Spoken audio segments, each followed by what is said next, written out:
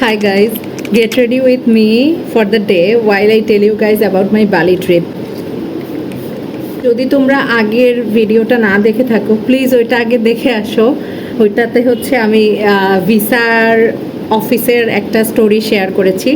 আজকে ইমিগ্রেশনের যে স্টোরিটা ওইটা শেয়ার করব। সো আমাদের ফ্লাইট ছিল হচ্ছে 7 জুলাই রাত 2টায়। আমাদের বের হতে হতে মানে লেট করি নাই, 9টায় বের হয়ে গেছি। ওই দিন ছিল মঙ্গলবার।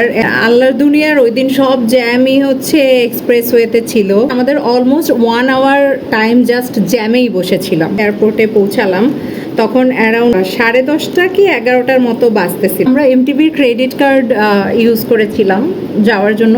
If you guys don't know, ওদের ক্রেডিট কার্ডে মিট অ্যান্ড গ্রিট টাইপের একটা প্রোগ্রাম আছে, যেটাতে হচ্ছে ওরা এভরিথিং মানে চেক ইন করা, লাগেজ নিয়ে ওরা সব কিছু হচ্ছে হেল্প করে। আর এমটিভির এই সার্ভিসটা ইমিগ্রেশনের রুমটাতে ঢোকার আগ পর্যন্ত থাকে। পরে হচ্ছে যখন আমরা ইমিগ্রেশনে ঢুকলাম তখনই তো আসলে স্টোরি শুরু। ইমিগ্রেশনে যাওয়ার পরে আমরা বেশি একটা লাইন ছিল না, লাইক আমরা হচ্ছে অ্যারাউন্ড 10-15 মিনিটের মতো লাইনটাতে দাঁড়ায় ছিলাম। যেহেতু আমি স্পাউস ভিসায় যাচ্ছিলাম তো আমরা একই সাথে একই আর কি পুলিশের কাছে ইমিগ্রেশনের জন্য দাঁড়ালাম।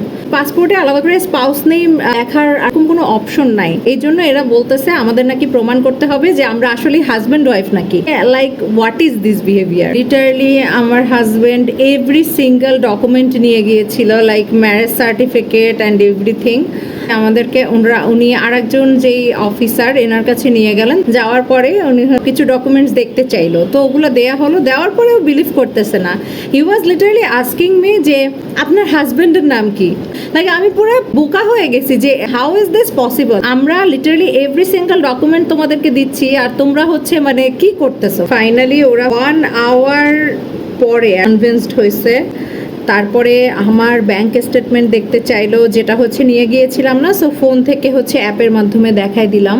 তারপরে আজাইরা কতক্ষণ গল্প করলো কি সুবিধা পেতে পারে যদি হসপিটালে যায়। পরে শকড হলো যে ও আচ্ছা ম্যাম আপনিও ডাক্তার। আমরা ইমিগ্রেশন কমপ্লিট করে বের হতে হতে তখন অ্যারাউন্ড 12:30টার মতো বেঁচে গেছে। আমরা ডিনার করে গিয়েছিলাম না, তো লাউঞ্জে ডিনার করলাম। সো বেশি একটা টাইম পাই নাই আমরা একটু রিল্যাক্স করার জন্য। মোরাল অফ দ্য স্টোরি মানে এখন না 3 ঘন্টা 4 ঘন্টাও এনাফ না, তার আগেই মেবি ওখানে হচ্ছে থাকা উচিত। Because we know that Dhaka city traffic is something that you can't ignore. ইমিগ্রেশনে যে কোনো কিছুতে তোমাকে ঝামেলা করতে পারে। সো তোমার অবশ্যই হচ্ছে যে হাতে টাইম রেখে লাইক 5-6 ঘন্টা is I guess enough. Here is the final look. See you guys in my next part.